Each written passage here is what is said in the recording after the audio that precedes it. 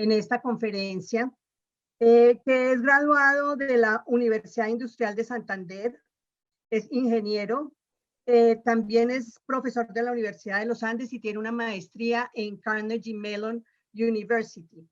Él nos va a hablar sobre ese tema que nosotros no hemos tratado todavía en nuestras conferencias, que es el tema de la seguridad. La seguridad en toda esta parte de los sistemas, de la digitalización, de todo lo que se está presentando y que tenemos frente a nosotros los notarios, que ya hemos empezado a caminar por este camino de la modernización. Entonces, bienvenido Milton, aquí lo dejo con este grupo de notarios, tenemos 50 personas en este momento con nosotros, entonces bienvenido. Doctora Adriana, muchas gracias. Bueno, pues yo les quiero, la forma en que he planteado esta charla es como contarles de los diferentes fraudes que han sucedido, un poco como para que ustedes vean todo el panorama completo de lo que es seguridad de la información. Y con ese panorama completo, pues ustedes empiecen a hacer como la correspondencia con lo que ustedes manejan específicamente en las notarías. Entonces voy a empezar como con recortes, digamos, casi que un tanto aislados, pero que quiero conversar con ustedes y reflexionarlos. Este es un primer caso que les quiero contar. Esta señora se llama Blanca Yasmín Becerra y era funcionaria de la DIAN. Esta señora lo que hacía es, cuando el empresario paga impuestos, gira el cheque pidiendo páguese a la DIAN el valor de tanto, en fin. Pues esta señora era funcionaria de la DIAN, tomaba estos cheques, era funcionaria de la DIAN y en complicidad con funcionarios de los bancos, tomaba esos cheques y allá donde decía DIAN, escribía Diana Pérez y se conseguía una Diana Pérez que cobrara el cheque. ¿Cómo les parece a ustedes?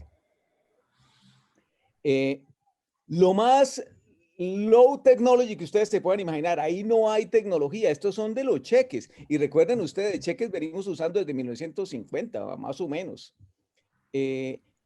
Además era el fraude perfecto, porque lo que les quiero hacer notar es que pues uno pagaba los impuestos, uno cuando iba al banco como empresario se llevaba su declaración de impuestos con la etiqueta autoadhesiva, solo que ese cheque se lo cobraba esta señora que además tenía chef privado en su casa. Y esta señora pues básicamente tomaba ese dinero y luego pues la DIAN al año le aparecía a uno diciéndole, oiga, usted me debe la plata. Y uno decía, no, pero mire, aquí está el sello de que sí pagué. Y básicamente terminaban ahí una discusión en la cual la señora tenía 2 años para hacer el fraude. Ni les cuento el tiempo que esta señora pagó en la cárcel, porque de verdad da rabia. O sea, es del orden de meses lo que esta señora hizo y la cantidad de dinero que se robó fue impresionante, impresionante. Completamente cero tecnología, son cheques, son papeles. Es decir, lo que les quiero hacer notar es que aquí puede aparecer un ingeniero y decirles, pero ¿dónde les pongo el firewall? ¿Dónde les pongo la tecnología para proteger? No, esto es papel. Lo que les quiero hacer notar es que esta es una vulnerabilidad del proceso de la DIAN. No es una vulnerabilidad tecnológica, es una vulnerabilidad del proceso, de la forma en que la DIAN hace las cosas, que en algún momento por ahí quedaban los cheques y en complicidad con el banco, esta señora se podía apropiar del cheque y con ese cheque ir a hacer diabluras. Eso es como lo que les quería contar de este fraude. Pero de estos fraudes hay más. Por ejemplo, este caso, bueno, este es en España, pero no necesariamente porque sea en España, no vayan a creer que no sucede en Colombia. ¿Qué sucedía? Básicamente, falsificación de títulos académicos. En una universidad española, pues básicamente de este tipo hay bastantes variedades. Esto es en España, pero si ustedes hacen una búsqueda en Google, por ejemplo, yo lo hice ayer, dije cambio de notas universidad y me da 116 millones de resultados. Eso es algo que les quiero a ustedes hacer notar y es cómo en realidad el crimen informático, los delitos informáticos, quiero hacerles notar a ustedes que es una economía gigantesca, que es un dinero impresionante y es una economía gigantesca. 116 millones de resultados para que ustedes lo noten. Ahora, esto pues por supuesto está sucediendo en Colombia, porque en realidad de lo que se trata es simplemente que el administrador de la base de datos se le pague algún dinero y con ese dinero que se le paga, el tipo va y cambia notas. De la misma manera en que ustedes toman un documento Word y allá donde dice febrero le ponen marzo o le ponen abril para crear un nuevo documento Word, pues este señor de la base de datos hace exactamente lo mismo. Y en efecto, esto ha sucedido en varias universidades capitalinas y lo peor de todo es que alguien me decía que intentaron hacer verificación con documentos en papel, pero ya las notas en papel hacía rato se habían destruido. Es decir, el resultado final, para no hacerles tan largo el cuento, es que hubo gente que aquí en Colombia pagó por alterar sus notas, se terminaron graduando con honores 20 años después del grado, y ese grado con honores no hay forma de detectar, no hay forma de detectar el fraude y volverlo a corregir, porque ya la información en papel se perdió. Este es un tipo de cosas, fíjense ustedes, que se trata de integridad de los datos, es decir, uno quisiera que los datos no se modificaran.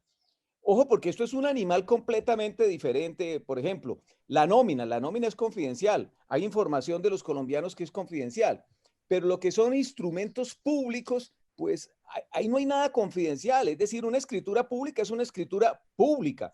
Cualquiera podría sacar una escritura pública, cualquiera podría sacar un registro mercantil en Cámara de Comercio, un certificado de constitución y gerencia en Cámara de Comercio, porque son documentos públicos. ¿Qué es lo grave de la información que se maneja en notarías? El mucho. Lo grave es que esta información se altere. ¿Ok? Como sucede con las notas de la universidad. Uno esperaría que las notas de la universidad, una vez se terminó el semestre, esas notas quedan escritas en piedra, literalmente. No debería haber forma de cambiarlas. Y nosotros confiamos en las universidades porque confiamos en que las universidades son capaces de mantener ese registro académico sin alteraciones. Y fíjense que esto no sucede en España y aquí en Colombia hay algunas universidades que han tenido dificultades con esto, con manteniendo esta información sin alteración. No hay sector económico que no haya sido afectado. Este, por ejemplo, es un recorte del 29 de octubre, hace unos días, en la cual básicamente se nos habla de ataques contra hospitales, ransomware. Esta modalidad de ataque, esto le sucede mucho a los colombianos, es impresionante. Y es que de repente bajan por allá algún archivo con alguna cosa y terminan infectados. Y lo que hace este código malicioso que bajaron fue tomar los contenidos y cifrarlos con criptografía. Ese es en realidad, mi tema de tesis de doctorado es realmente criptografía.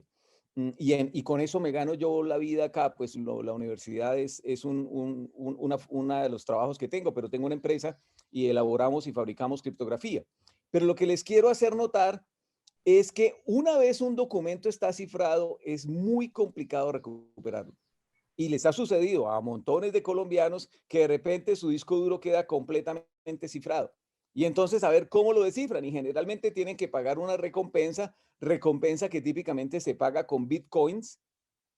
Y bueno, él es un enredo. Ahora, piensen ustedes en un hospital. ¿Qué pasa en un hospital si la base de datos, por ejemplo, de historias clínicas está cifrada? Imagínense que ustedes tengan un paciente y no tengan acceso a la historia clínica, no tengan acceso, por ejemplo, a si el tipo es alérgico a algo y no lo puedan mirar porque básicamente toda su base de datos fue cifrada y fue cifrada por un ataque de malware que a veces sucede, no es en todos los casos, pero a veces sucede porque la persona se pone a ver pornografía y entonces al ver pornografía le aparece que actualice el Flash Player y el tipo actualiza el Flash Player y como resultado final terminó instalando software malicioso en su computador. Ojo, porque esto no necesariamente tiene que ser el superjefe.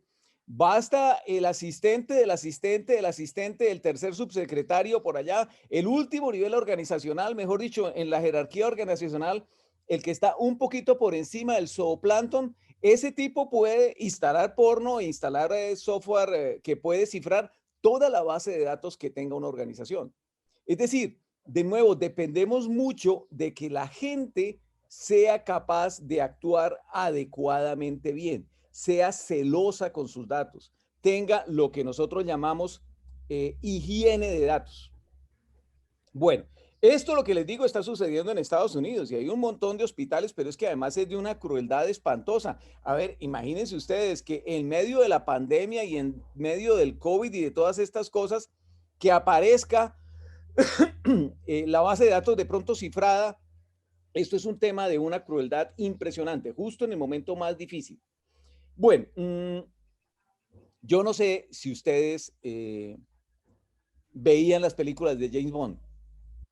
Las nuevas generaciones no son tanto de ver películas de James Bond, pero básicamente, típicamente uno nació creciendo, pues la formación de Hollywood, básicamente lo que le dice es, mire, los espías británicos andan siempre con su tuxedo, su corbatín muy elegantes, eh, su martini shaken, not stir, y típicamente andan en un Aston Martin, o bueno, cuando la situación está muy complicada, pues les toca andar en un BMW, pero en general siempre andan en los carros más finos del mundo.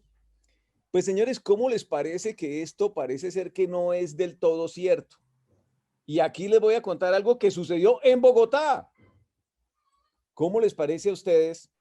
Esta es una espía británica en Bogotá que en una llave USB dejó una llave USB con los nombres de todos los agentes de MI5 y MI6, que son el uno, MI5 y MI6 son las organizaciones de seguridad de Su Majestad, de la Reina de Inglaterra, y dejó una lista, una hoja de cálculo en una llave USB olvidada en una buceta.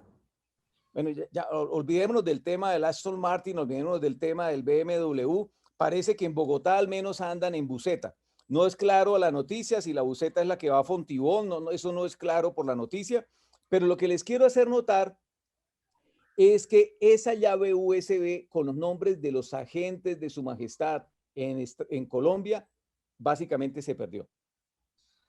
Y al cabo de las 2 semanas, ¡pum!, apareció un agente muerto, ¡pum!, apareció el otro agente muerto, ¡pum!, apareció el otro agente muerto. Y entonces ya esta señora llamó a Londres y dijo, ya no, espere, es que a mí se me perdió una llave USB complicadita, entonces por favor, aquí hay un problema, porque recuerden ustedes, MI5 es policía, es decir, MI5 son aquellos espías que están infiltrando organizaciones del narcotráfico.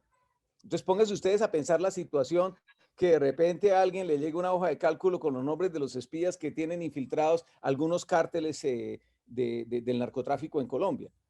Luego miren ustedes lo interesante del cuento. Pues, sí, sí, lamentable, pero lo interesante del cuento es que una sola llave USB que vale 8.000 pesos, 10.000 pesos, en esa llave USB cabe un montón de información sensible que le costó al gobierno de Su Majestad un montón de años, porque fíjense ustedes cuánto le cuesta a la policía de Inglaterra infiltrar cárteles del narcotráfico. Pónganse ustedes a pensar el trabajo, no sé, 2 años para tratar de meter un tipo en las decisiones del cártel. Es un tema complicadísimo. Y todo ese esfuerzo se perdió por una llave USB que la señora dejó olvidada en una buceta. Entonces, fíjense ustedes, claro, las notarías no manejan, hasta donde yo entiendo, no manejan información tan confidencial, pero lo que les quiero hacer notar es que para una organización, una llave USB que quede por ahí dando vueltas es complicadísimo. Ahora, piénsenlo bien, de pronto sí hay información confidencial. Les cuento una anécdota que nos sucedió en Uniandes. Resulta que una secretaria de Recursos Humanos mandó el archivo de nómina de los profesores a todos los profesores. Eso sucedió hace unos 6 años y todavía hay molestias. Todavía hay molestias.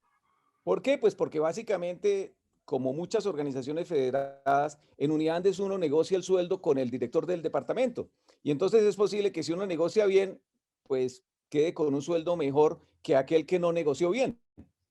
Entonces, pero que se supieran los sueldos de todos fue realmente espantoso. Y eso es algo que les quiero hacer notar, aún todavía hay resquemor, porque se descubrió que los profesores de la Fundación Santa Fe, que son los de medicina, ganan más que los profesores de ingeniería. Y bueno, mejor dicho, eso es un enredo. El tema de sueldos, ustedes me concederán que es un enredo. Y yo creería que puede que la información de la notaría no sea muy confidencial, pero al menos el tema de sueldos es un tema sensible. Y ese es un tema que en todas las organizaciones es sensible. Bueno, como les decía, entonces James Bond, el tema del martini y todo, en realidad la realidad es mucho más prosaica. Es una espía en una buseta en Bogotá que deja una llave USB. Cosas que suceden. Y miren ustedes este recorte. Está en inglés, pero no se preocupen, yo les cuento de qué se trata esto. Esto fue cuando hubo un huracán. Esto no recuerdo cuál fue el huracán que hubo. Bueno, pero el caso es que hubo un huracán, se fue la luz y lo que ustedes ven ahí en esa foto son ingenieros de sistemas cargando canecas de ACPM por las escaleras 40 pisos para llevarlo a los generadores de energía que estaban en el piso 40 y tratar de mantener el servicio. Ahora ustedes dirán, pero esto no tiene nada que ver con seguridad de la información. Relativamente sí tiene que ver, porque finalmente de lo que se trata un servicio informático es ofrecer un servicio informático. Y ese servicio informático, servicios a los ciudadanos, autenticación, escrituras públicas, registro civil, etcétera, etcétera, lo que les quiero hacer notar es que si hay un apagón o hay alguna falla grave tecnológica, pues básicamente podría detenerse el servicio o no. Y no sé ustedes qué opinan, eso lo estamos viviendo con el COVID. Y ustedes me concederán que no había forma de imaginarnos que íbamos a estar viviendo como estamos viviendo. Si yo lo hace un año les hubiera dicho, oiga, mire, va a haber una pandemia y básicamente la gente no se le va a permitir salir a la calle y los muertos y las salas de cuidados intensivos, ustedes inmediatamente llaman psiquiatra, porque básicamente este tipo que anda echando este cuento, si esto no ha sucedido, no recordamos que haya sucedido, ¿por qué creemos que vaya a suceder? Pues les quiero hacer notar que estas cosas sí pasan y es muy difícil imaginarnos que este tipo de cosas puedan pasar. Entonces, lo que les quiero hacer notar con este tema del apagón y ingenieros de sistemas que, pues yo creo que ustedes los ingenieros de sistemas que conocen no se distinguen por su fortaleza física. Ahora imaginen esos pobres muchachos que lo que están es acostumbrados, el único deporte que hacen es jugar videojuegos. Ahora subir 40 pisos con 2 canecas de ACPM para poder mantener el servicio. Esto es la locura. Pero suceden, es que hay cosas que son muy difíciles de prever y que uno debiera tener la posibilidad de planear, oiga, mire, cuando esto suceda, pues yo ya sé qué voy a hacer. Bueno, este es otro, recuerde que como les decía, sucedió en Nueva York. Aquí estas cosas, por supuesto que pasan. Yo no sé si ustedes recuerdan una vez que se incendió un piso del edificio de los Venaditos, el edificio de la calle 72 con carrera séptima, ese edificio bonito que queda hacia el oriente de la intersección, una vez se prendió y eso, bomberos y todo el cuento y ahí funcionaba AT&T, les tocó salir corriendo y bueno, en fin, un tema supremamente complicado de evacuación del edificio y los servicios que funcionaban ahí, todo detenido, por un incendio que pues no sucede todos los días, pero sucedió y ese día les hizo la vida de cuadritos a la gente. Bueno, este recorte aquí en Colombia, en Cartagena, funcionarios cobraban 30% por borrar deuda predial. Bueno, esto fue en Cartagena, pero yo no sé si qué tan enterados estén ustedes, pero pues prácticamente, bueno, las secretarías de Hacienda de muchos municipios tienen ese servicio. A ver, si ustedes no han pagado impuesto predial y tienen multas de impuesto predial, pues básicamente ustedes van y buscan al ingeniero de sistemas que maneja la base de datos y le dice, oiga, mire, bórreme ahí la multa que me pusieron y en fin, este tipo de cosas están sucediendo. Yo he sabido de varios municipios en que la Secretaría de Hacienda, un empleado deshonesto de la Secretaría de Hacienda, pues básicamente les borra a ustedes la multa que tengan, los impuestos que deban, eso es facilito, se arregla. Y esto sucede aquí. Ahora, ¿por qué sucede especialmente aquí este tipo de fraudes? Porque, y perdónenme lo fuerte de la afirmación, en general la justicia en Colombia no funciona. Entonces, miren, les tengo cualquier cantidad de anécdotas. El tipo que, por ejemplo, fue y hackeó los cajeros automáticos del BBVA, que se robó 1.600 millones de pesos, estuvo en la cárcel 16 meses. ¿Ok? A 100 millones de pesos el mes, básicamente. Es decir, las cosas no funcionan, las penas son irrisorias, entonces básicamente mucha gente se dedica a este tipo de delitos porque sabe que pues no los van a castigar. Entonces, bueno, funcionarios cobraban 30% por borrar deuda predial. Y este caso que apareció en la revista Semana, ¿cómo les parece? Se querían robar el 40% del Hotel Santa Clara. Entonces ahí uno se pone a pensar, bueno, ¿pero qué? ¿Se iban a robar las ventanas y las puertas? ¿O qué diablos, cómo se iban a robar? ¿Se iban a robar los baños para que se roben el 40% de la propiedad del Hotel Santa Clara? No, pues aparentemente se consiguieron este documento de Cámara de Comercio falso. Y con este documento falso, pues básicamente fueron y falsificaron este otro documento y este otro documento de la Sociedad de Activos Especiales. Y bueno, y con ese par de marrullas, aparentemente existe la posibilidad que se hubieran podido robar el Hotel Santa Clara. Afortunadamente, bueno, lo lograron atajar en su momento. ¿Cómo les parece hasta acá? Fíjense ustedes varios elementos que les quiero hacer notar. Claro, empezamos hablando de delitos informáticos. Y noten ustedes que estos son delitos en papel. Lo que les quiero hacer notar es que no necesariamente porque son bits son inseguros. Muchos de estos fraudes que les he contado a ustedes son fraudes en papel. Es decir, no hay nada inherente a los computadores para hacerlos riesgosos. Lo que sucede es que esos fraudes también suceden en el papel. Lo que pasa es que como con papel venimos trabajando tanto rato, pues básicamente hemos encontrado muchas formas en las cuales el papel propicia fraudes. En cambio, con estos temas informáticos todavía no hemos hecho ese proceso, pero lo estamos haciendo y en algún momento lo vamos a tener y vamos a tener muchas de las ventajas de seguridad que hoy en día se tienen en el papel sin los inconvenientes. Porque ustedes me concederán, hoy en día recibir un papel, pues es un riesgo biológico. A ver, uno viene encerrado tratando de cuidarse del COVID y le traen un papel para que firme. Hombre, pues eso es un riesgo biológico. Ahí no sé qué habrá que hacer, si pasarlo por una cámara de rayos ultravioleta o bueno, no sé, echarle alcohol, bueno, en fin, no sé. Pero el papel es un vector de propagación del COVID. No sé hasta qué punto, pero es un vector de propagación. Uno cuidándose de la cuarentena y le llevan un papel para que firme, pues básicamente puede terminar infectado por el papel que le llevaron. Bueno, cosas que pasan. Esta es una noticia que de repente les puede sonar a ustedes. Esta es la demanda que básicamente Oracle hizo contra Google. Lo demandó por 8.8 billones de dólares. 8.8 billones de dólares. Y los demandó por estas 9 líneas que un ingeniero de Google aparentemente copió. En millones y millones y millones de líneas de código, pero se robó esas 9 líneas y esas 9 líneas quedaron igualitas en el producto de Google. Y Oracle fue y demandó por 8.8 billones de dólares por robo de propiedad intelectual, por esas 9 líneas. Fíjense ustedes lo interesante, o sea, casi que a billón de dólares la línea de código.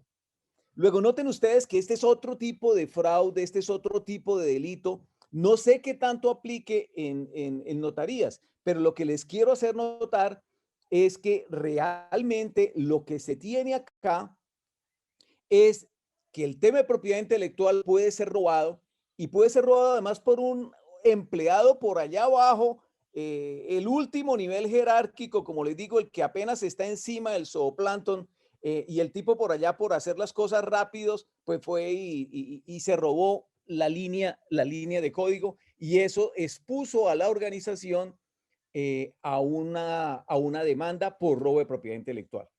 Bueno, esto en realidad un juez falló que no, que básicamente no era un problema tan grave de robo de propiedad intelectual, pero sí el desprestigio fue terrible para Google porque, grosso modo, pues le copió a su competidor. Bueno, Esta es otra noticia que les quiero hacer notar. Yo no sé si ustedes recuerdan que Volkswagen,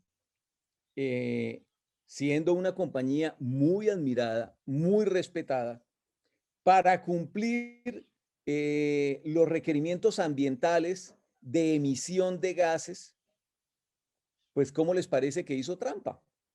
Y entonces, pues básicamente Volkswagen le dijo a uno de sus ingenieros que modificara el software para que hiciera trampa y pasara y sucediera que como si los carros Volkswagen pasaran las leyes de emisión de gases cuando en realidad no lo hacían. Trampa, eso es básicamente trampa. Pues, ¿cómo les parece que esto hizo que el ingeniero se condenara a 3 años en prisión y tuviera una multa de $200,000? Estas cosas están pasando en el mundo. ¿Qué tanto de allá aplica acá? Pero lo que les quiero hacer notar es que por primera vez a un ingeniero de sistemas, a un programador, se le castigó por haber hecho código malicioso en favor de su empresa y posiblemente por orden, de su jefe. Pero lo que les quiero hacer notar es que este tipo de cosas están pasando y no me extrañaría que en unos años lo que uno vea aquí en Colombia es que esta jurisprudencia también se aplique aquí en Colombia y resulte que un ingeniero que hace alguna diablura con código mal hecho termine básicamente pagando cárcel. Bueno, ¿qué tal hasta acá? Yo estoy pendiente del chat. Si alguno de ustedes tiene una pregunta, con mucho gusto. Básicamente única, dice, hay Sí, instrumentos. ingeniero. Ay, Señora, perdón, ¿alguien iba a preguntar algo antes que yo? Perdón, bueno, entonces no sé. Luisa, ¿usted vio si alguien había pedido la palabra? No, señora, no han levantado la mano. Bueno, ingeniero, nos gustaría como que porque ya nos ha contado como casuística, nos gustaría es como que entráramos a ver cómo es que se puede evitar ese tipo de circunstancias en una entidad como una notaría. ¿Qué tendríamos que hacer los notarios para poder evitar ese tipo de circunstancias? sí, eso está al final de la charla, doctora Adriana. Perdónenme, ¿ustedes están viendo mi presentación? No, Ay, jue madre, ay, qué vergüenza. Perdonen, no sé qué pasó. Yo juraba que estaba compartiendo. no. Mil excusas, claro. ¿Ya están viéndola? Sí, ahí la estamos viendo. Ay, mil excusas, Creo perdonen. que está como hackeado su coso porque tiene como unas líneas raras. No, es lo que acabo de escribir. Es lo que acabo de Ah, escribir bueno. para resaltarles, Bueno, para porque es que resaltarles lo que a estaba. veces que ha venido gente nos sale en una oportunidad y era como un hacker que había o algo que se Sí, había metido. bueno, continuemos. Bueno, gracias. Este es un recorte de un supermercado. Los supermercados cumplen una norma que se llama PCI. Y básicamente, aun cuando este supermercado cumple la norma PCI, lo que les quiero hacer notar es que, pues nada, por más que cumplen la norma PCI, igual lo hackearon y se robaron un montón de números de tarjeta de crédito. Y ojo, porque el problema con el número de la tarjeta de crédito es que cuando alguien se roba el número de la tarjeta de crédito, pues puede llegar y hacer compras por uno, grosso modo. Mm, les cuento otro par de anécdotas. Yo no sé si ustedes supieron este caso. Telefónica. Telefónica es Telefónica de España. A nivel mundial, una compañía de tecnología supremamente grande. ¿Qué sucedió con esta compañía? Ransomware. ¿Se acuerdan lo que les comentaba de ransomware? Que desafortunadamente ransomware es que le cifran el disco duro y la persona se queda sin poder mirar los contenidos. Bueno, pues básicamente hackearon a Telefónica con ransomware. Les quiero hacer notar algo supremamente interesante. Les quiero hacer notar que Esta es una compañía de tecnología con un montón de recursos en seguridad de la información. Pero lo que les quiero hacer notar es que si un solo empleado en Telefónica comete el error de contar las cosas, de instalar software que no debiera instalar, toda la organización sufre. Y esto fue lo que les pasó a ellos. Bueno, ahí le puse por un tema de respeto con ustedes, les puse ahí una caja amarilla. Yo creo que ustedes por error o por algún amigo abusivo han recibido en sus chats la foto del negro del WhatsApp. Pues este fue el data center de Telefónica. Así quedó el data center de Telefónica, con un montón de pantallas todas mostrando exactamente lo mismo. ¿Ok? Esa es como la idea que les quería contar. Y lo que les quiero hacer notar es que es supremamente complejo, aún para una organización como Telefónica, poderse proteger. Más luego les voy a contar qué se puede hacer desde el punto de vista administrativo, pero es que quiero que vean todo el panorama completo de fraudes que pueden surgir en una organización. Este es otro recorte, Equifax. Equifax es una central de riesgo en Estados Unidos. Bueno, quizás debía haber dicho era una central de riesgo. O sea, hagan de cuenta aquí como Covinoc o como, sí, que manejan información de créditos de personas, de historia crediticia de las personas. Pues, ¿cómo les parece a ustedes que resulta que se expuso información de 143 millones de personas? 143 millones de personas. Yo no sé, ustedes qué opinan, pero sucede con alguna frecuencia, que de repente a alguien le piden por allá una línea telefónica de Claro, o a veces 5 o 6 líneas telefónicas de Claro, por allá en un rincón de Colombia donde nunca han estado, Esos son delitos que se conocen como delitos de robo de identidad.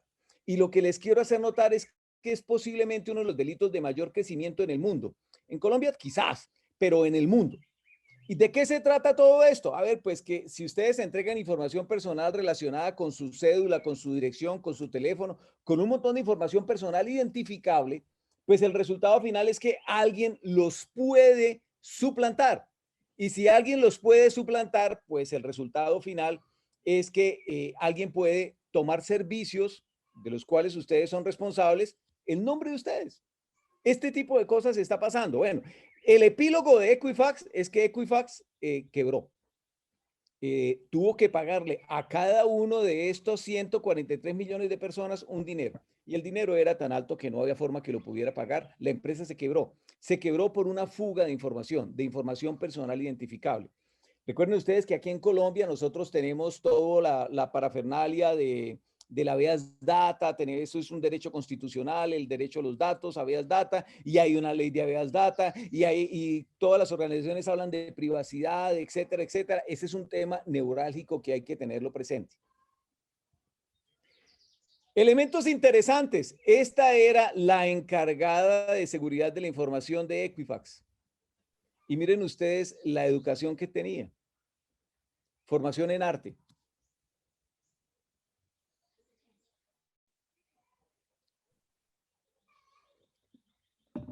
¿Ok?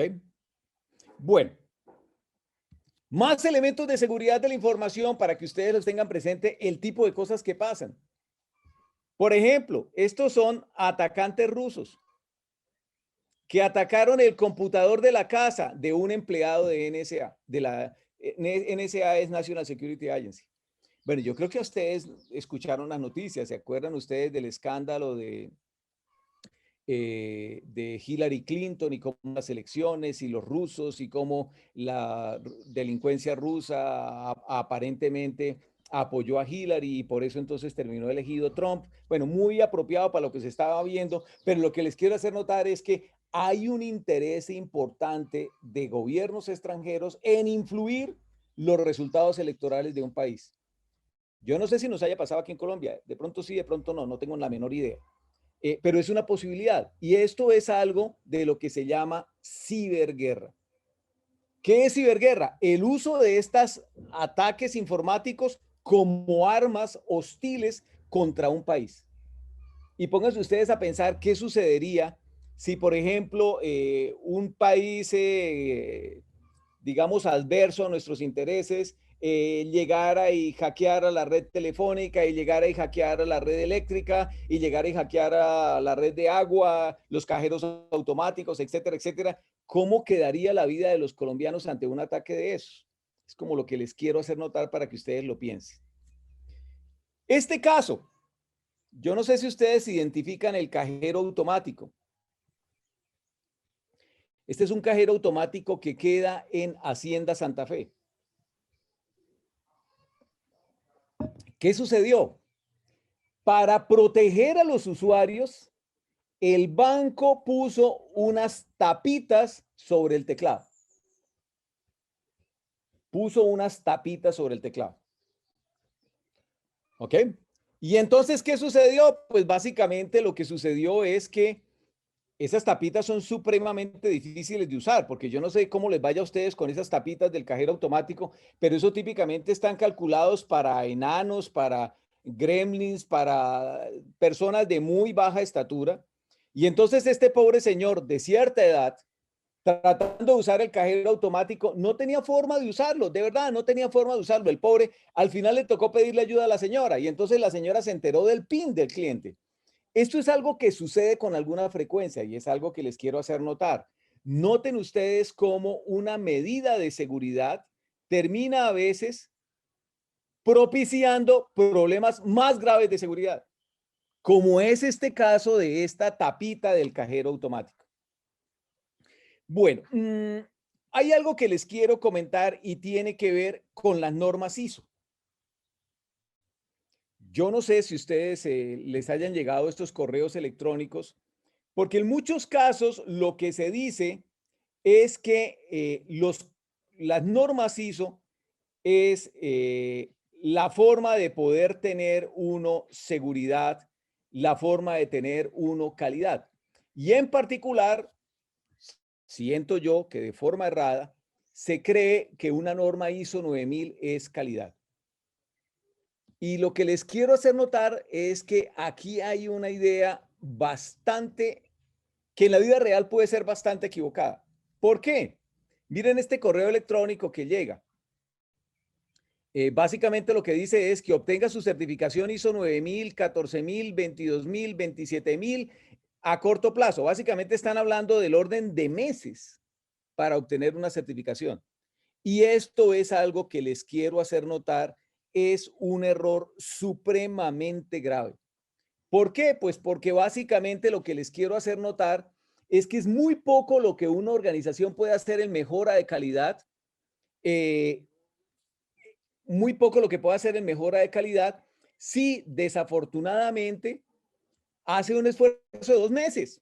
Y lo mismo pasa en seguridad. Yo creo que ustedes, especialmente el Estado colombiano, ha insistido mucho en las normas ISO 27000 como normas de seguridad de la información. Lo que les quiero hacer notar es que estas normas ISO 27000 no son tampoco la panacea en temas de seguridad, porque tienen muchos problemas. En particular, les quiero contar un par de problemas. Por ejemplo, este es un sitio de una compañía colombiana certificada ISO 27000 y fue hackeada. Ahora, ¿de qué se trata todo esto? ¿O qué fue lo que pasó? Es que en realidad los temas de calidad y los temas de seguridad son temas mucho más sofisticados de lo que normalmente se cree. A ver, les cuento. ¿De dónde nacen las ideas de calidad? Las ideas de calidad nacen cuando en 1980 Ford compra Mazda. Y básicamente, ¿se acuerdan ustedes del Mazda 323? El Mazda 323 en Estados Unidos se vendía como el Ford Laser. Y el Mazda 626 se vendía en Estados Unidos como el Ford Telstar. ¿Ok? Y de las cosas curiosas que sucedían es que los clientes norteamericanos preferían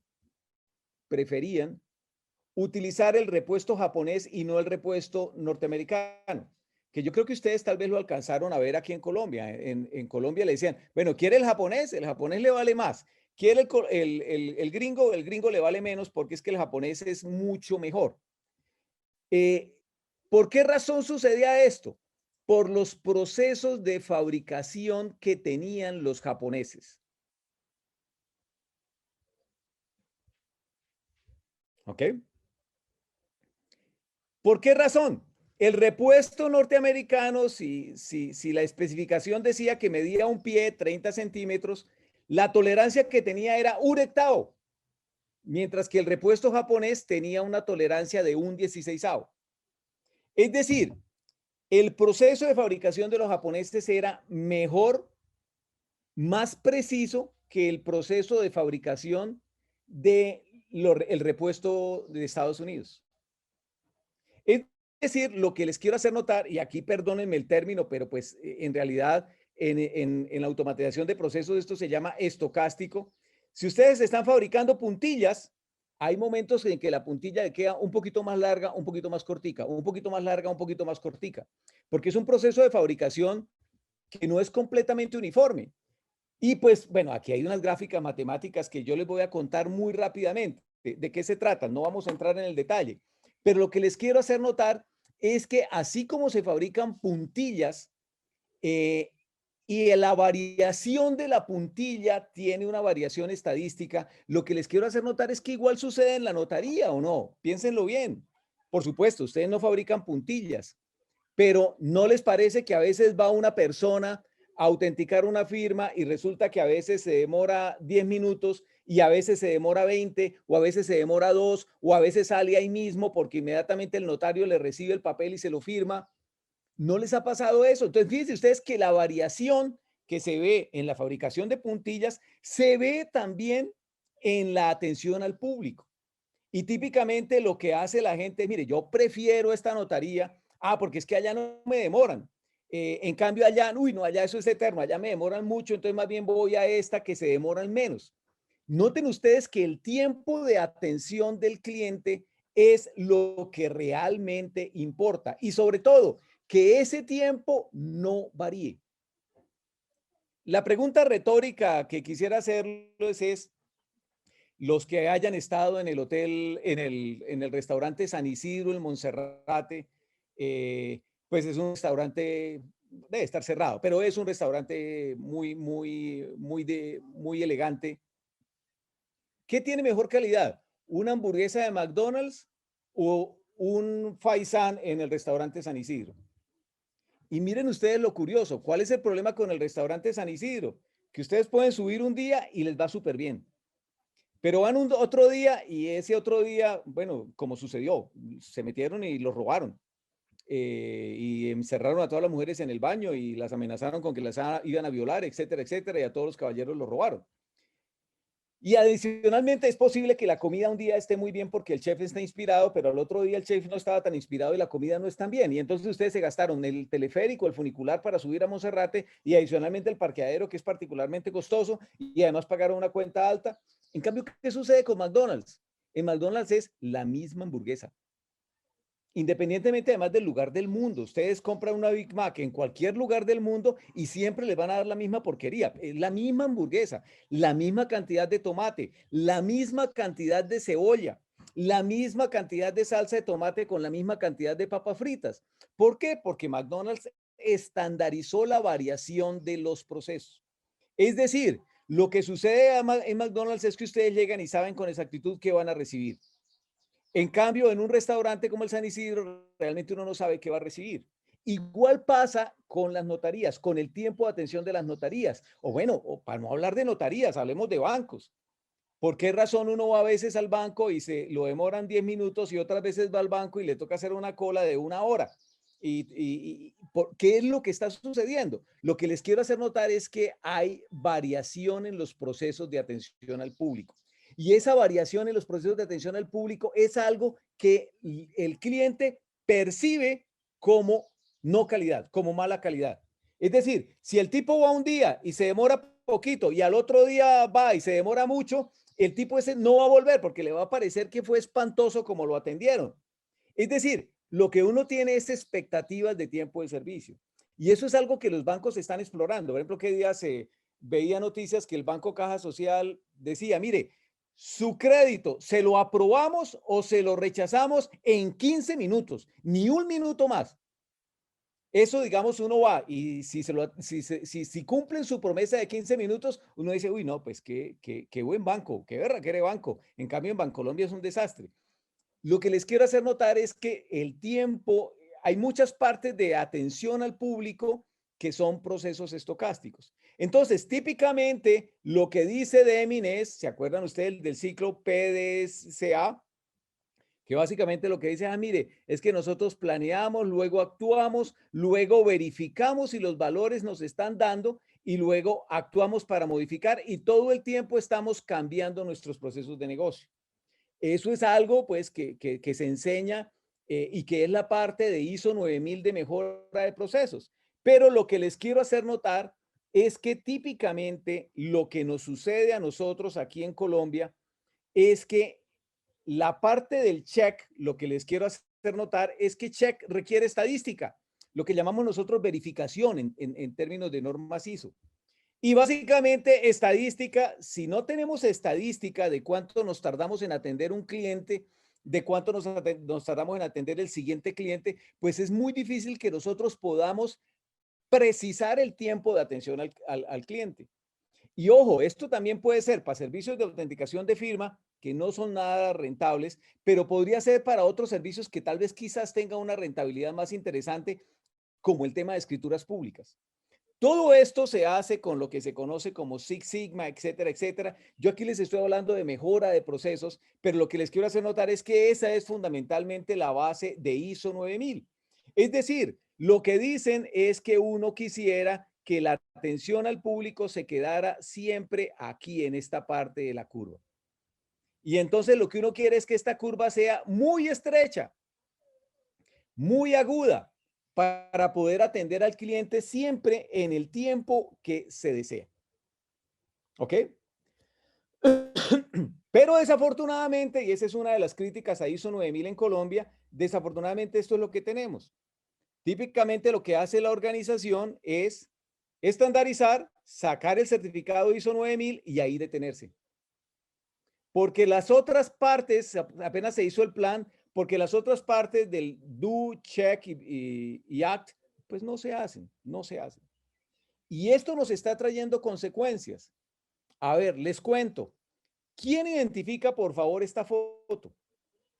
¿A qué se les parece esa foto? ¿Quién recuerda a este señor?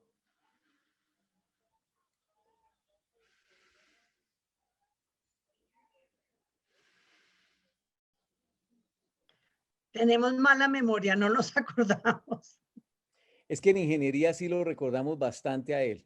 Bueno, este es el ingeniero estructural que diseñó el edificio Space de Medellín. ¿Se acuerdan del edificio? Sí, claro que nos acordamos. Bueno, aquí este señor en este momento está diciendo, no se va a caer, no se va a caer, no se va a caer, no se va a caer.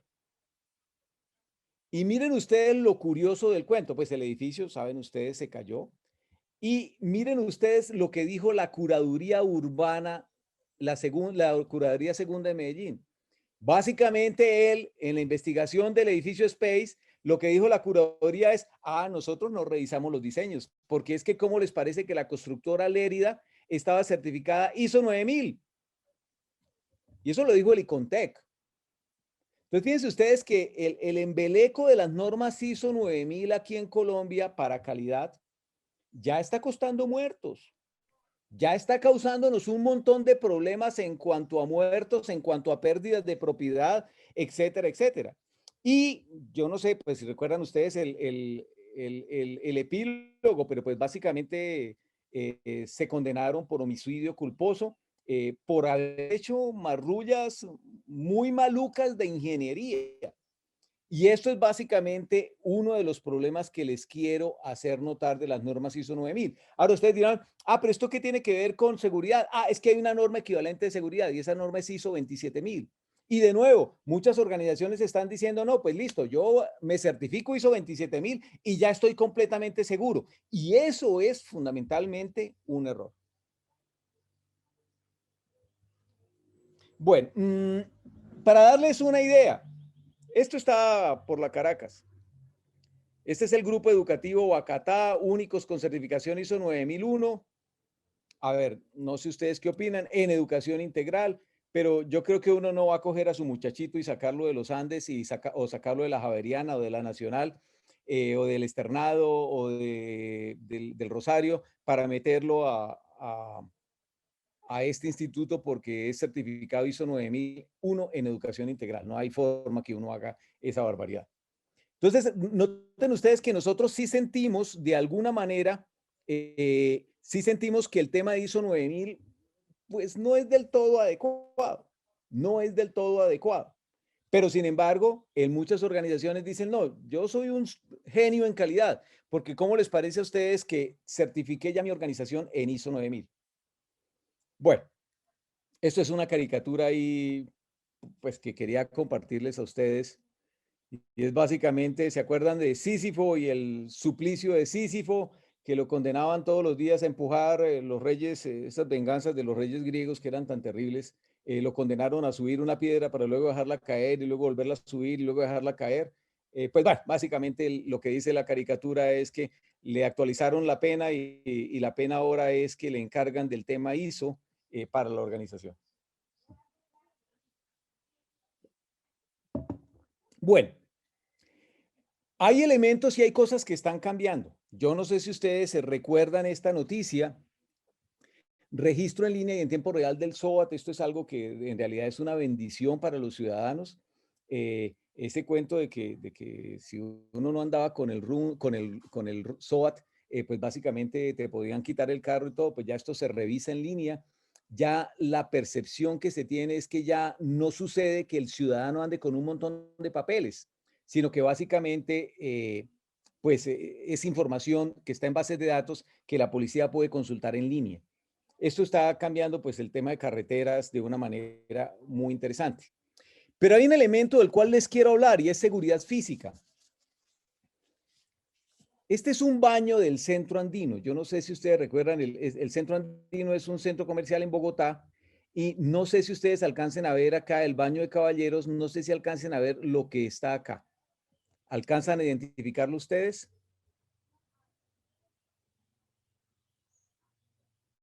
Cámara. Cámaras, cámaras, así es. Así es, muchas gracias, sí, es cámaras.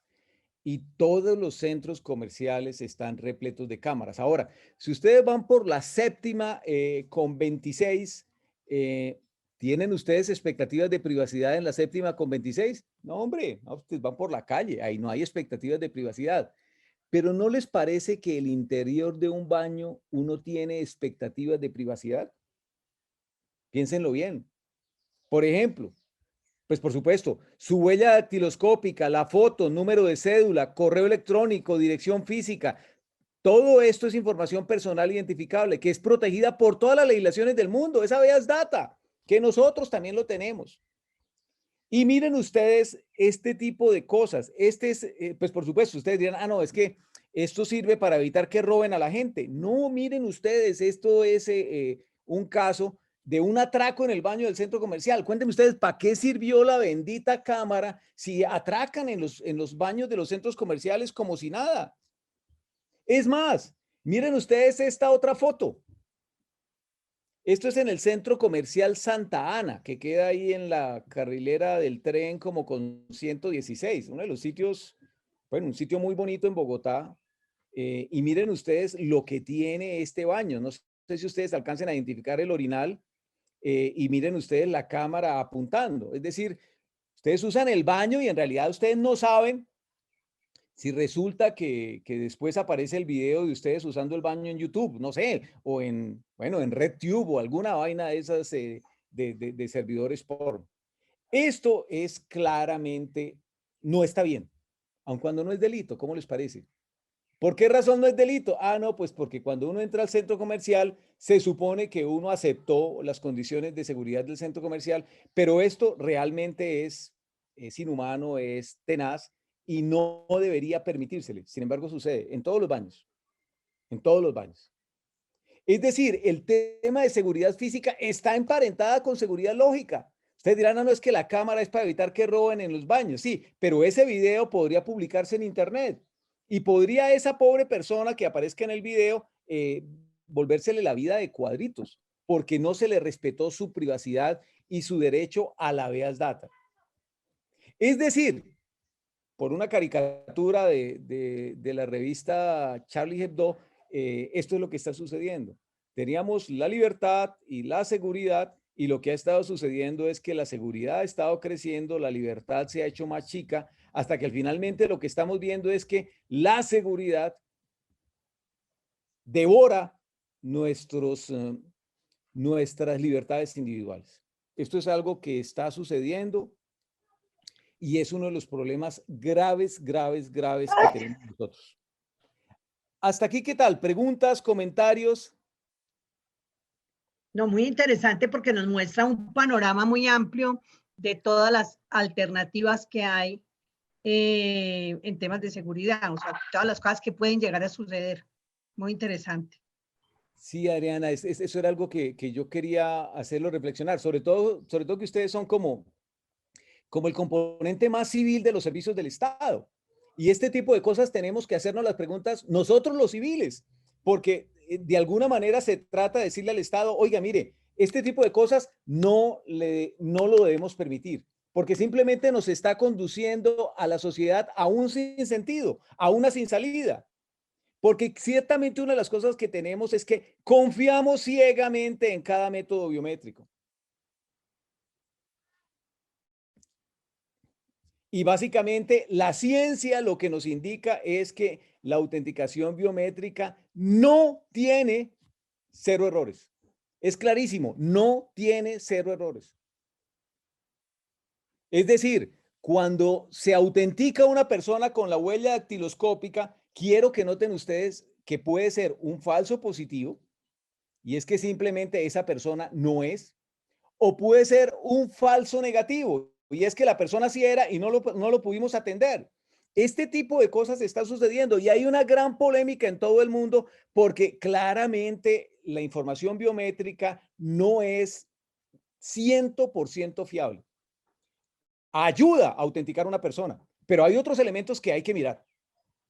Pero confiar ciegamente en la autenticación biométrica, eso es algo que desafortunadamente la registraduría misma no lo tiene claro. Y eso nos está trayendo complicaciones. Les voy a contar un caso. Este señor, Brandon Mayfield, ¿cuál es la idea? Este señor era ciudadano norteamericano, abogado además, y además WASP. En Estados Unidos el término WASP hace referencia a que es blanco, anglosajón, del sur y protestante. Es decir, es la pureza de la raza gringa. O sea, lo más fino de la raza gringa se dice que es WASP. O sea, no es judío, no es negro, no es nada, es del sur y protestante, es decir, lo más puro. ¿Cómo les parece que sus huellas dactiloscópicas aparecieron vinculadas con la bomba de Atocha en Madrid? En la base de datos del FBI había correspondencia de 20 posibles match. ¿Y qué hizo el FBI? Pues inmediatamente lo echó a la cárcel. ¿Por qué? Pues porque tenía que mostrar resultados. Y eso es algo que tenemos que tener presente con la policía. Porque además, fíjense ustedes que sí, la policía trata de cumplir su labor y quisiéramos que cumpliera su labor, pero no por eso debiera hacerle la vida de cuadritos a un ciudadano inocente. Porque el tipo, ¿cómo les parece que era inocente? El FBI dijo que estaba 100% seguro y lo echó a una cárcel donde no lo podían visitar la familia, le pusieron un nombre falso, mejor dicho, con todos los abusos que recuerden ustedes, es típico del gobierno de Bush. Resulta que la policía española decía, oiga, no, mire, pero es que espere, que es que yo tengo otros sospechosos, migrantes de Marruecos. Decía, oiga, mire, es que yo ahí, sí, puede que no sea gringo, pero yo ahí voy, y tengo cosas que mostrarles. Y el FBI, a través del gobierno de Estados Unidos, puso mucha presión para que la policía española no siguiera buscando otros sospechosos. Finalmente, se identificó que esas huellas dactiloscópicas correspondían a un señor, como se pronuncia ese nombre, un algerino, y pues inmediatamente tuvieron que liberar a Brandon.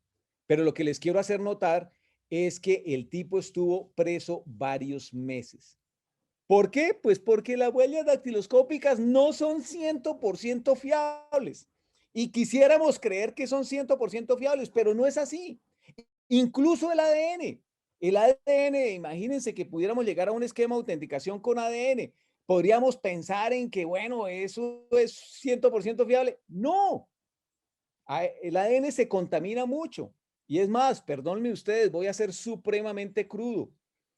Uno va dejando pedazos de su ADN por todos lados.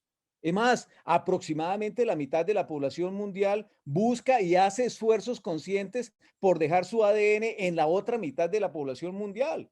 Entonces, el creer que el ADN nos va a autenticar completamente tampoco es cierto.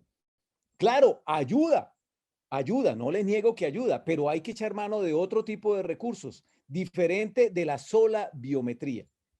Y de biometría aquí hay de todo. Miren, por ejemplo, esta es biometría basada en las orejas. Y también el que se la inventa dice, uy, no, eso es súper fiable, eso no falla. Y sí falla, claro que falla. O esta otra, básicamente, dependiendo de la forma en que ustedes miren. Ustedes miran y con la mirada los identifican.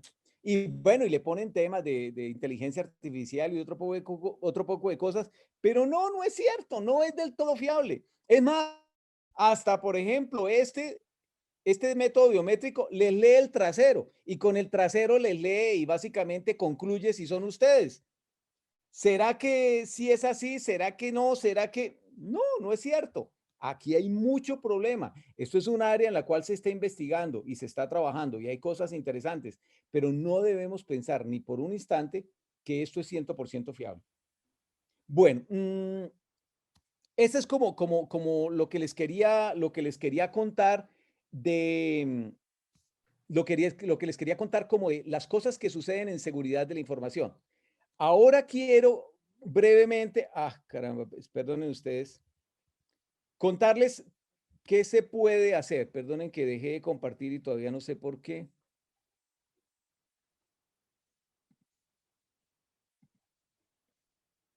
¿Ya volvió la imagen? Perdonen ustedes. ¿Me confirman si ya volvió la imagen? Sí, sí, ya volvió. ¿Qué hacer? Listo, perfecto.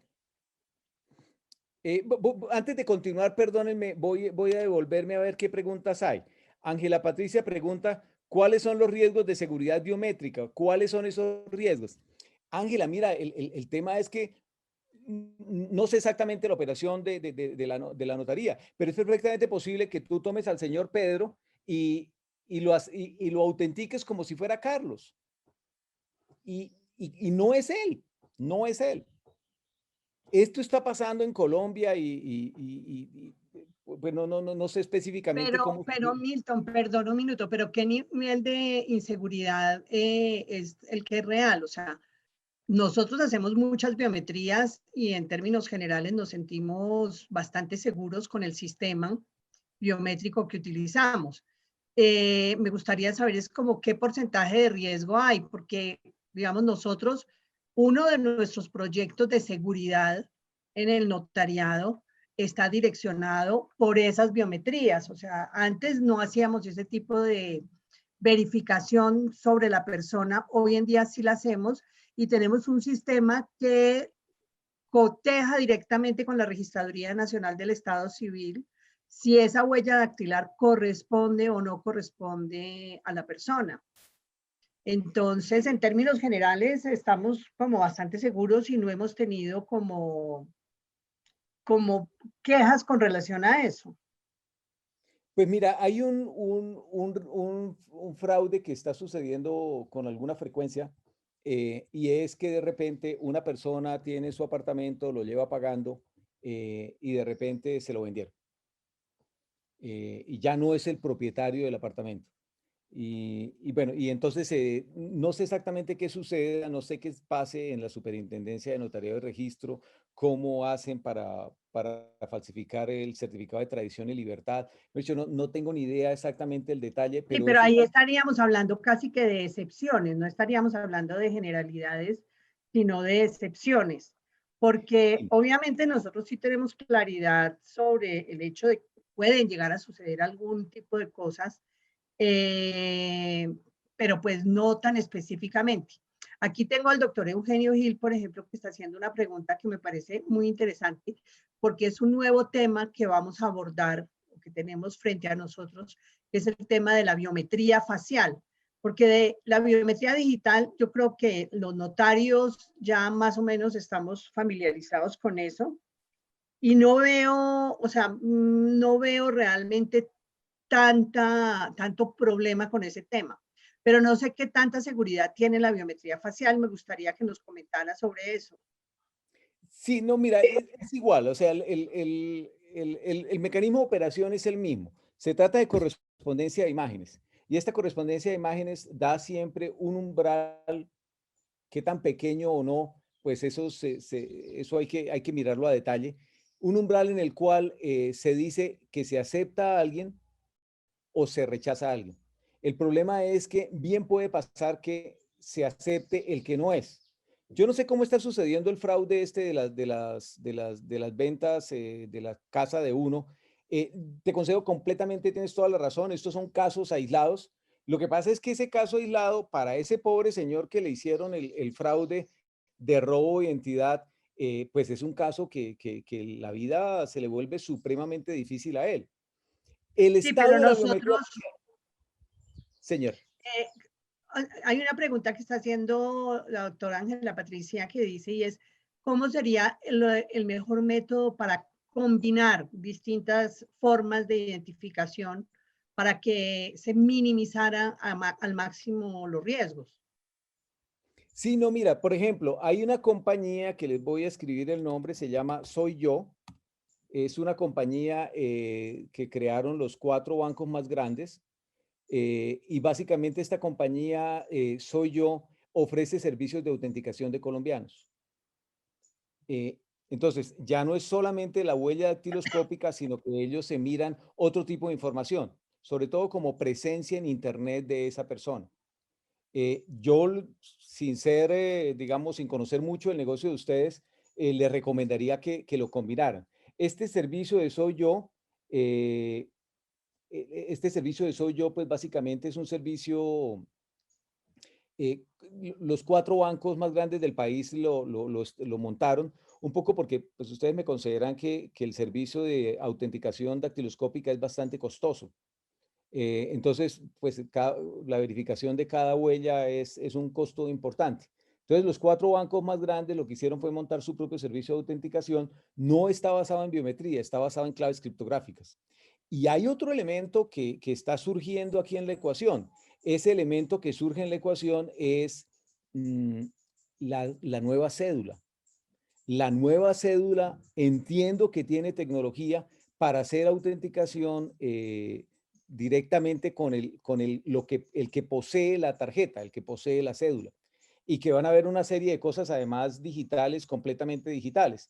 Es decir, la combinación de mecanismos de autenticación es lo que se recomienda. Una seguridad de la información siempre habla de la cebolla. Y las cebollas son como capas y capas y capas y capas de protección y la idea es que sobre cada capa uno ponga otro nivel de protección y otro nivel de protección y otro nivel de protección.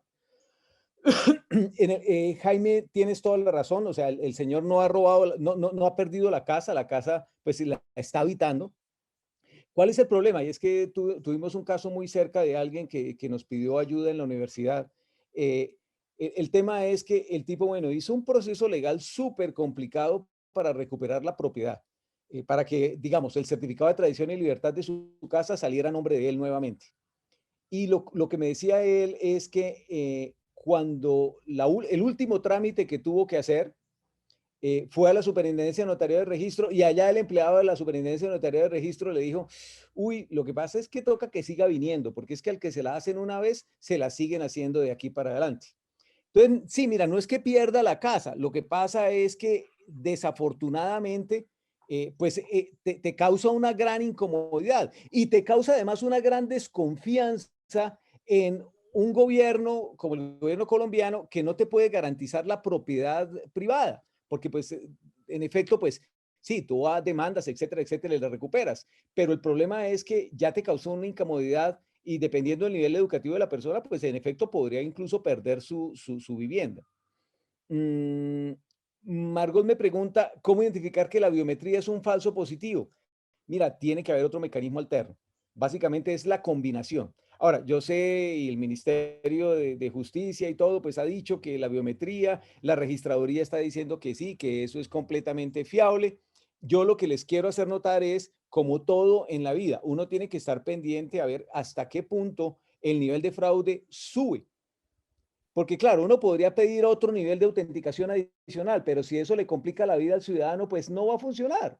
Entonces uno quisiera como, oiga, mire, para ciertos casos, tratar de tener un mecanismo de autenticación adicional por el rostro o contratando los servicios de Soy Yo. Y bueno, y hay otra par de empresas que está sacando temas de autenticación digital. Recuerden ustedes, hay también entidades de certificación digital. Está Andes, está Certicámara, y todas estas empresas ofrecen mecanismos de autenticación basada en firmas digitales. Claro, no le aplican a todos los colombianos, pero sí hay una combinación que se pueden usar quizás para transacciones de mucho valor, quizás, no sé. Yo aquí me estoy arriesgando porque no conozco a detalle el negocio de ustedes. Pero hablemos rápidamente como de qué hacer.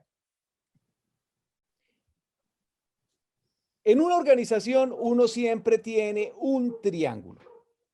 El triángulo tiene tres paticas. Todas las paticas son importantes. Son importantes. Está la patica de tecnología, que hasta ahora nos hemos referido a la patica de tecnología.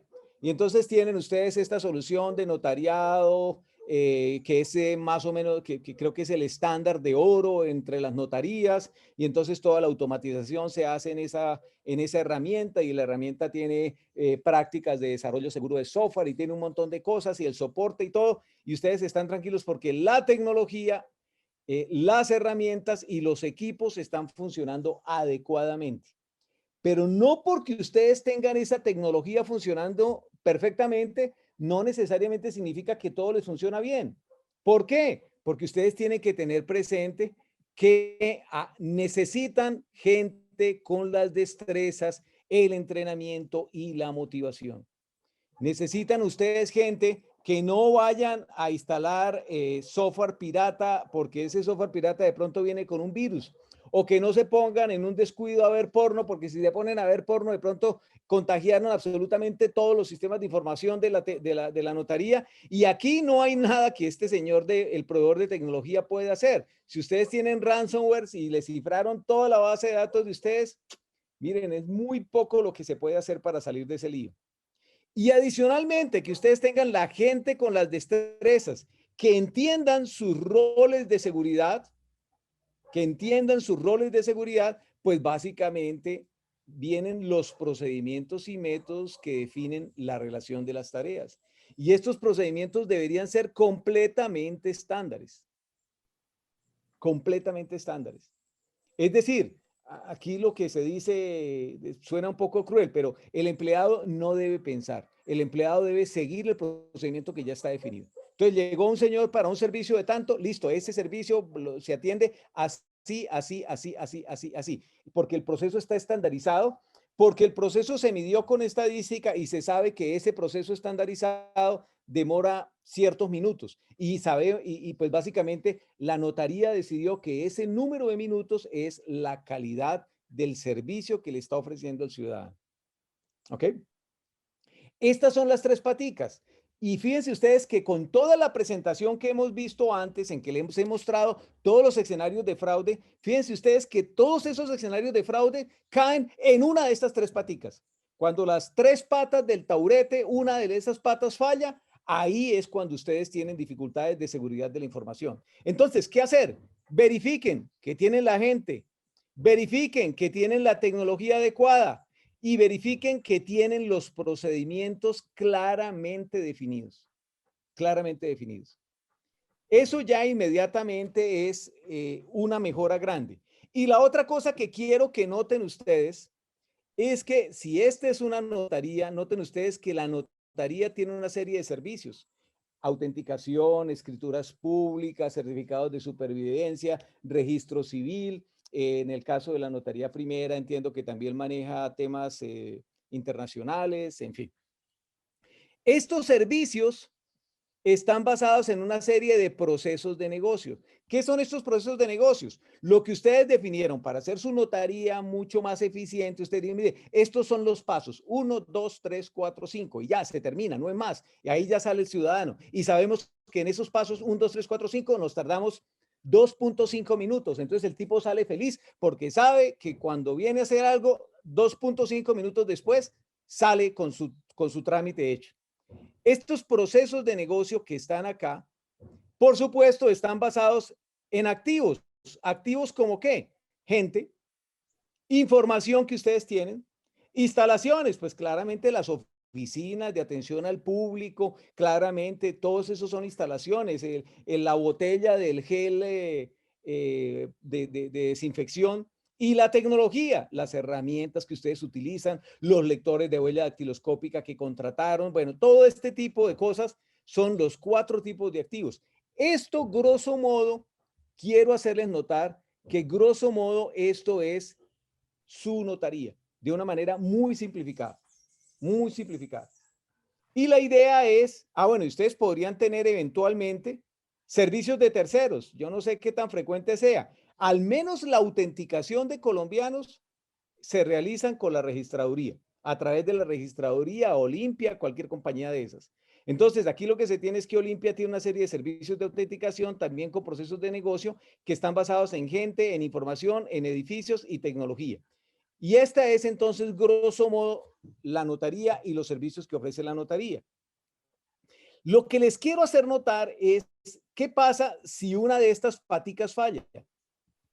Es decir, ustedes tienen su proceso de negocio basado en gente, basado en información, basado en edificios, basado en tecnología, que cumple una misión. Y cuando ustedes cogen todas estas misiones del servicio, una tras otra, tras otra, tras otra, tras otra, terminan con la misión de la notaría. Entonces ustedes en algún momento se sentaron y pensaron y dijeron, mire, esta notaría tiene como misión hacer 1, 2, 3, 4, 5, 6, 7 cosas. ¿Ok? Lo que les quiero hacer notar es que si falla algo acá, por ejemplo, información, o por ejemplo, edificios, o por ejemplo, tecnología, o por ejemplo, gente, ustedes no van a poder cumplir la misión del servicio. Y toda la misión organizacional de la notaría básicamente se va a ver afectada. Es decir, en últimas, lo que les quiero hacer notar de este slide, lo que les quiero destacar es que si ustedes quieren preservar la misión organizacional de la notaría y que ustedes sean capaces de operar, pase lo que pase. Ojo, porque aquí, pues sí, ya vimos temas de hacking, pero acuérdense también que puede aparecer la pandemia. Acuérdense también que puede aparecer un apagón de 3 días porque resulta que Venezuela nos quiso hacer una diablura. Entonces, resultamos en el sector de la ciudad 3 días en apagón. ¿Cómo podrían ustedes trabajar si están en apagón? Todo estos son elementos que les quiero hacer notar que tienen que pensar para sus procesos de negocio. Y con estos procesos, entendiendo que estos procesos de negocio pueden terminar afectándoles su misión organizacional. ¿Ok? Porque aquí se tiene un efecto cascada. Lo grave que sucede en muchas organizaciones, y aquí básicamente casi que les puedo hablar de una buena cantidad de los bancos, es que, por ejemplo, pues por poner un ejemplo, digamos, a ver, un ejemplo que todos conozcamos, ¿cuál es el servicio financiero más notorio que ofrece el Banco Popular? ¿Recuerdan? Si les hablo del Banco Popular, ¿qué se les viene a la cabeza? Depósitos judiciales. Bueno, bueno, no. Sí, pues ya Libranza. Libranza. Libranza, presta ya o no. Uno se le viene a la cabeza inmediatamente presta ya, que son créditos de libranza. Citibank, en cambio, uno sabe que son banca personal. Bancolombia y Davivienda, uno sabe que son banca corporativa. Pero Banco Popular inmediatamente se le viene a uno a la cabeza préstamos por libranza, y esos préstamos por libranza es básicamente el servicio presta ya. ¿Qué necesita? Pues si la plata del Banco Popular viene de presta ya, ¿qué tiene que hacer el Banco Popular? Pues mirar a ver el servicio presta ya, que son créditos de libranza, ¿en qué proceso se basa? ¿Qué procesos están operando PrestaYa? Fíjense ustedes que uno de los procesos de PrestaYa será, por ejemplo, verificar la historia crediticia del tipo. A ver si se le puede prestar. Es un crédito de libranza, o sea, el riesgo que tiene es prácticamente cero, ¿no? O sea, es un crédito de libranza, está respaldado contra las cesantías. Entonces, no hay forma que el tipo se pueda volar, o sea, realmente no. Pero hay que mirar a ver si el tipo no hay sea que traiga un certificado falso o no. El tipo podría decir, no, es que yo trabajo en Ecopetrol y no trabaja en Ecopetrol, no es desempleado, pero yo con un certificado de Ecopetrol, entonces el Banco Popular tendrá que tener un proceso para verificar que la información que le trajo este señor pidiendo el crédito de PrestaYa es información válida, legítima. ¿Qué más tendrá que hacer? Bueno, otorgar el crédito, eso es otro proceso y eso en los bancos se llama otorgamiento. Y luego, ¿qué tiene que hacer? Depositarle el dinero. Y luego, ¿qué tiene que hacer? Cobrar. ¿Qué tal que se le olvide cobrar? Todos estos son procesos del mismo servicio de PrestaYa. Todos estos procesos trabajan de manera común y por supuesto tienen que tener unos indicadores de tiempos de gestión. Ahora, estos procesos están basados en gente, están basados en información, en edificios y tecnología. Cualquiera de estas paticas que falle, inmediatamente el banco no va a poder PrestaYa, no va a poder usar PrestaYa. ¿Y qué pasa si el Banco Popular no puede usar PrestaYa? Pues, a ver, la plata que le llega al Banco Popular hoy en día, creo que es depósitos judiciales y PrestaYa. Y creo que no más. Creo que esos son los renglones más importantes del Banco Popular. Tal vez pagar algunas nóminas oficiales y no más. Es decir, lo que les quiero hacer notar, ya para cerrar esta presentación y no quitarles más tiempo, lo que les quiero hacer notar es que la forma de prepararse ante eventos InfoSec es con modelado de amenazas. Ustedes tienen que ponerse a pensar qué puede salir mal. Bueno, yo estoy aquí en la notaría, no tengo clientes, no, esto está suave porque por el COVID no está apareciendo la gente. Bueno, yo me voy a poner a pensar, a ver, ¿qué pasa si a un empleado nuestro se le tuerce el corazón, como se dice? ¿Qué pasa si a una persona, un cliente nuestro viene aquí y nos hace una marrulla súper espantosa con papeles falsos? ¿Qué pasa si el tipo aparece, por ejemplo, con un dedo de goma y el dedo de goma tiene una huella dactiloscópica impresa en el dedo de goma? ¿Será que el lector falla? ¿Será que lo detecta? Es decir, esto típicamente el ejercicio lo llamamos el ejercicio de la tía mala. ¿Cuál es la idea? Eso es algo que yo les comento a mis estudiantes en la universidad. Tiene uno una tía mala que básicamente cuando saben que están estudiando seguridad de la información, inmediatamente la tía mala dice, mijito, usted que está estudiando seguridad, ¿será que mi casa es segura? Y entonces uno se queda mirando a la tía y la tía le pregunta si la casa es segura porque puso una reja en la ventana. Y aquí la pregunta que yo les quiero hacer, ¿será que al poner una reja en la ventana la tía es segura? ¿Será que la casa le quedó segura? Pues noten ustedes que la respuesta más honesta es depende o no. Piénsenlo bien. Pues sí, A ver, si la Rafa, tía... sí, La Si depende, la, porque si la puerta está mala, a ver, Eugenio, claro.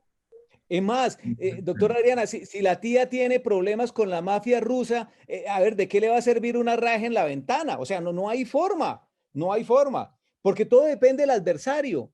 No es lo mismo protegerse contra el ladrón de barrio, que de repente la reja es suficiente, a protegerse contra delincuentes internacionales, protegerse contra mafia o protegerse incluso contra, que es que Venezuela decidió hacer un escenario de ciberguerra con Colombia o Nicaragua, o bueno, no sé, no, vivimos en un vecindario hostil, eso me lo consideran ustedes.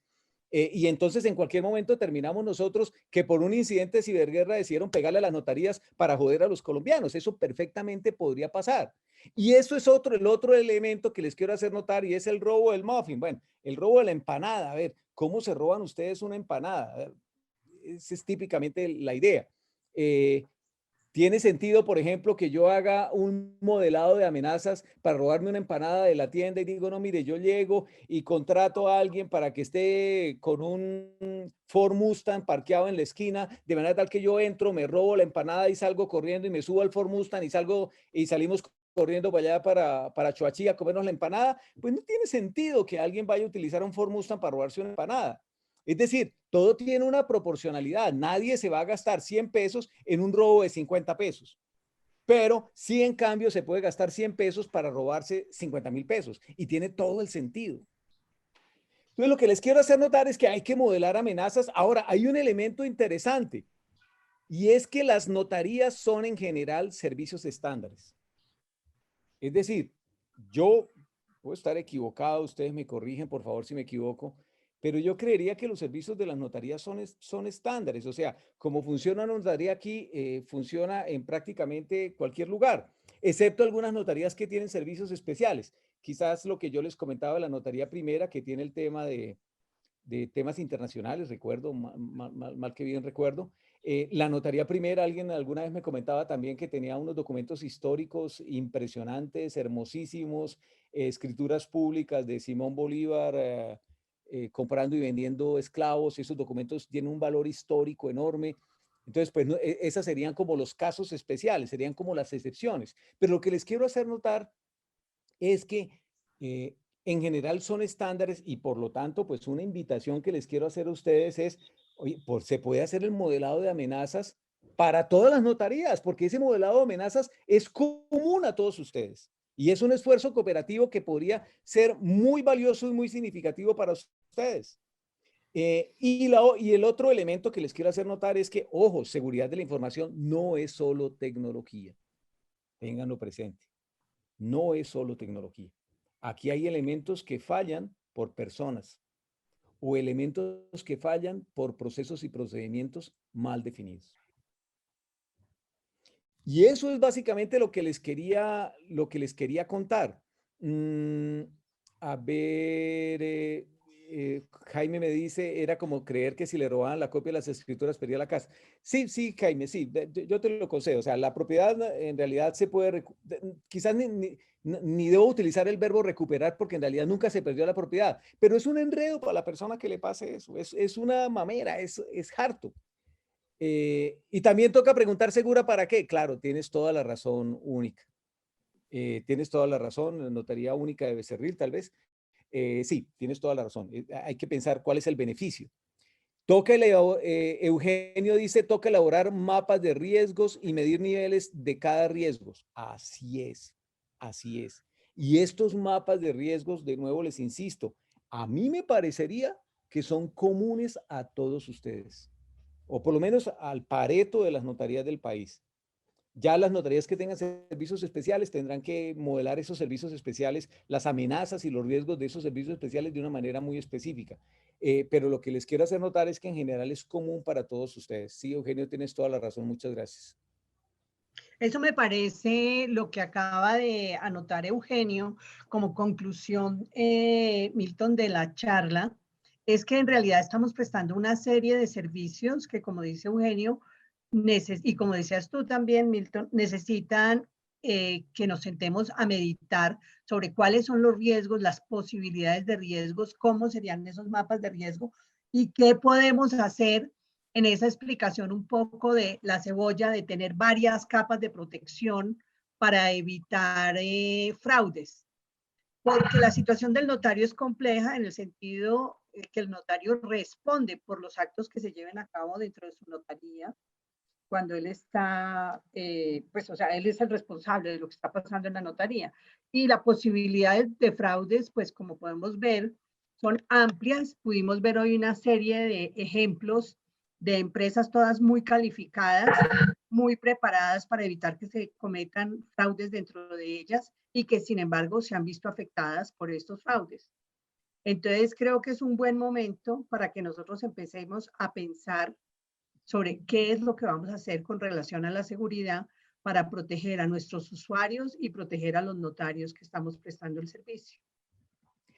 Sí, doctora Adriana, tiene toda la razón. Yo incluso me atrevería a sugerirles por las cosas que hemos visto, piensen en adversarios, porque pueden suceder adversarios que ustedes no se imaginan. De verdad, el tema de ciberguerra es una realidad.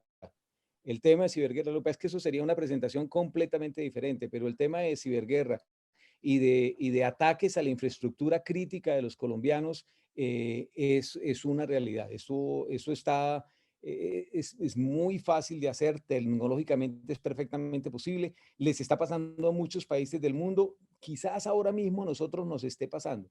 solo que no nos hemos puesto a mirar cómo hacerlo, si en realidad nos está sucediendo. Pero infraestructura crítica de los colombianos es, por ejemplo, ISA con la red de distribución de energía que tiene por toda Colombia, Ecopetrol con la red de oleoductos, pero también la red de cajeros automáticos, de Servibanca, de ATH, y quién sabe, de pronto también notarías, son servicios al ciudadano. ¿Cuánto tiempo los colombianos podemos vivir una vida, digamos, civilizada si no tuviéramos servicios notariales, por ejemplo? Esa es como la pregunta que les quiero yo hacer pensar. Lo que entonces estaría en el mejor interés de un gobierno extranjero, pues hacerle un ataque con todas las notarías, simplemente pues como un acto de hostilidad contra Colombia. Eso es perfectamente posible. Son escenarios perfectamente viables, perfectamente posibles. Bueno, pues muchísimas gracias por haber estado hoy con nosotros. Yo creo que le damos una mirada ya muy distinta a todo este sistema de la digitalización y vemos que esto tiene paralelamente como otro punto muy importante que tenemos que seguir trabajando. No me quiero retirar sin que Elifonso nos haga una pregunta que está levantando la mano. Doctor Elifonso. No lo veo. Doctor Elifonso. Luisa, ¿lo ve al doctor Elifonso? Estoy buscando. Doctor Elifonso, ¿puede hablar? Lo estamos oyendo.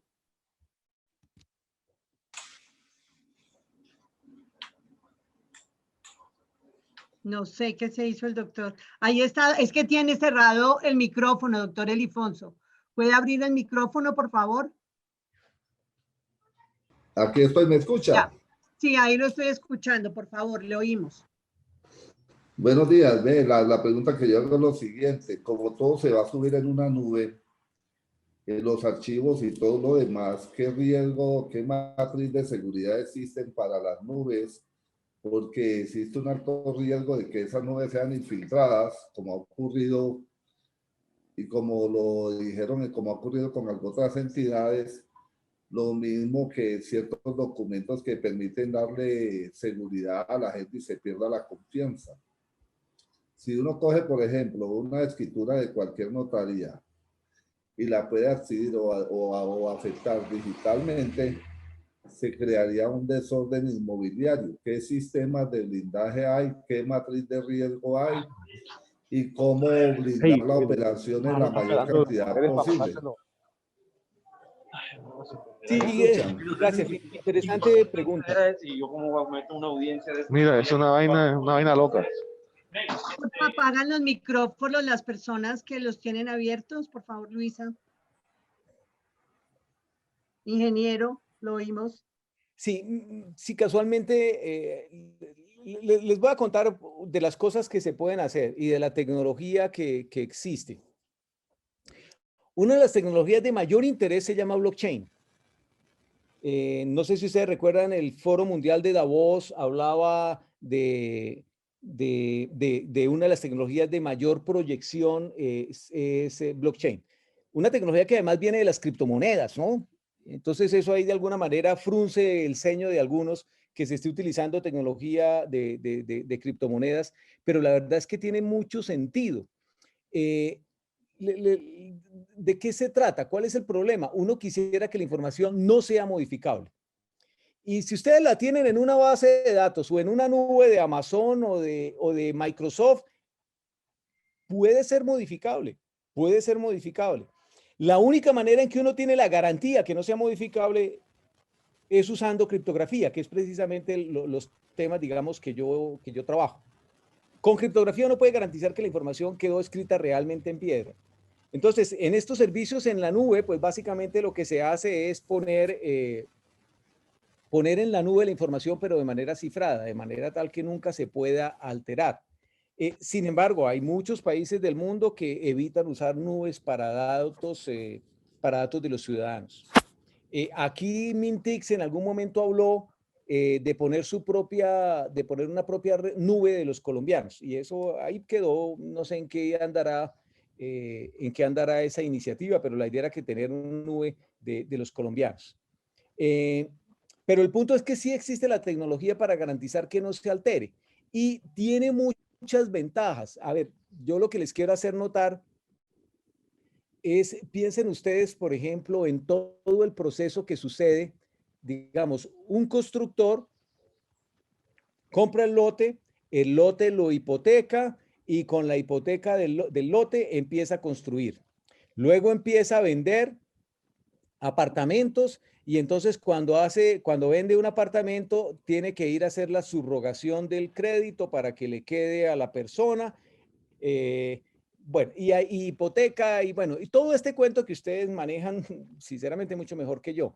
Pero lo que les quiero hacer notar es que en todo este momento hay una cantidad de información, hay una cantidad de documentos en papel que están viajando de la notaría al banco, del banco al constructor, del constructor al banco, y en esos tres ahí se la pasan dando vueltas con un montón de documentos en papel, que además por acá se escribe y luego por allá vuelve y se reescribe y luego por acá vuelve y se reescribe. Y esa información en papel que, bueno, con estos tiempos del COVID, como les digo, ahí tiene un componente de riesgo biológico que puede ser importante. Una de las cosas que se pueden utilizar para evitar ese tránsito de papeles de un lado para otro, que además es necesario, o sea, es el ordenamiento legal colombiano que básicamente nos dice que tenemos que tenerlo para garantizar la propiedad y la confianza de las personas. Pero lo que les quiero hacer notar es que esto se podría utilizar con tecnologías blockchain. Y es una de las mejoras más grandes, porque imagínense ustedes salir un poco de todo el tema del papel y dado que es criptografía, hay una certeza matemática que no puede ser modificada. Alguna vez alguien me comentó hace ya un tiempo que habían algunas notarías trabajando con algunos bancos para el tema de hipotecas en blockchain, pero ya no recuerdo bien los detalles. Pero el punto es, miren, esa es una de las tecnologías que ustedes tienen que mirar, porque va a cambiar radicalmente el servicio que pueden ofrecer para los colombianos. Y pueden ser servicios muy ágiles. Y entonces lo que antes se demoraba 1 hora, 2 horas, ahora se puede demorar un segundo y además virtual, porque ese es el potencial que tiene la criptografía para que muchos de los servicios que hoy en día, pues al ser basados en papel, son más lentos, se pueden hacer de manera digital de una manera muy rápida.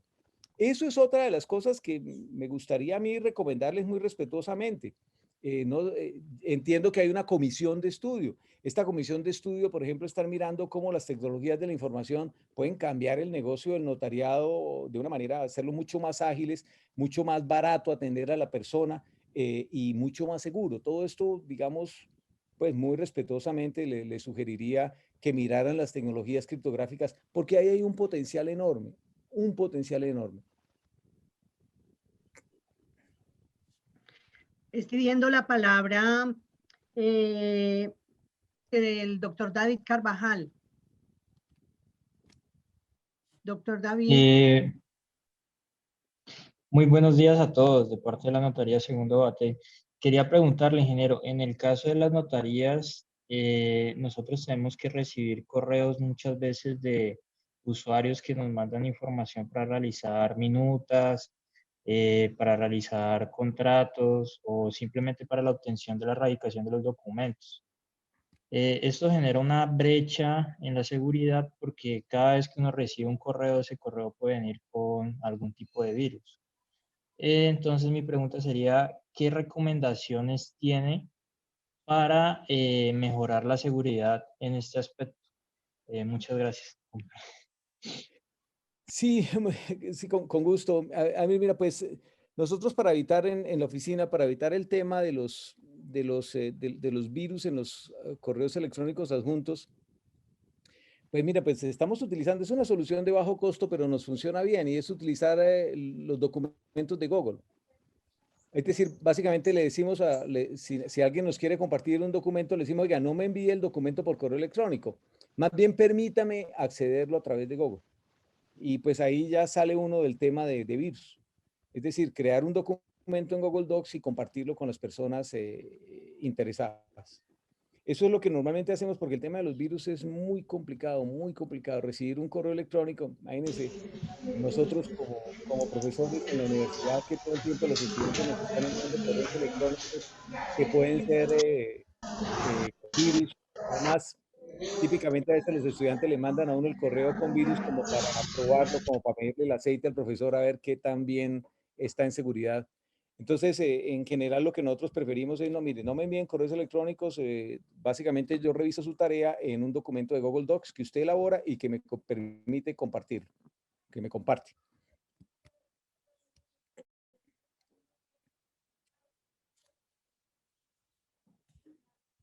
Bueno, pues entonces les quiero agradecer mucho, ingeniero, le quiero agradecer la reunión que tuvimos el día de hoy.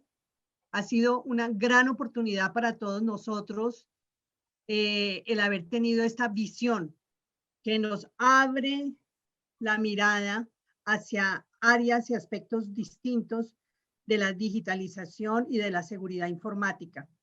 Muchísimas gracias a todos los que estuvieron hoy con nosotros. Muchísimas gracias, ingeniero Milton, y los esperamos en una próxima reunión. Con Que muchas estén muy gracias. bien. Muchas gracias por su Muchas tiempo. gracias.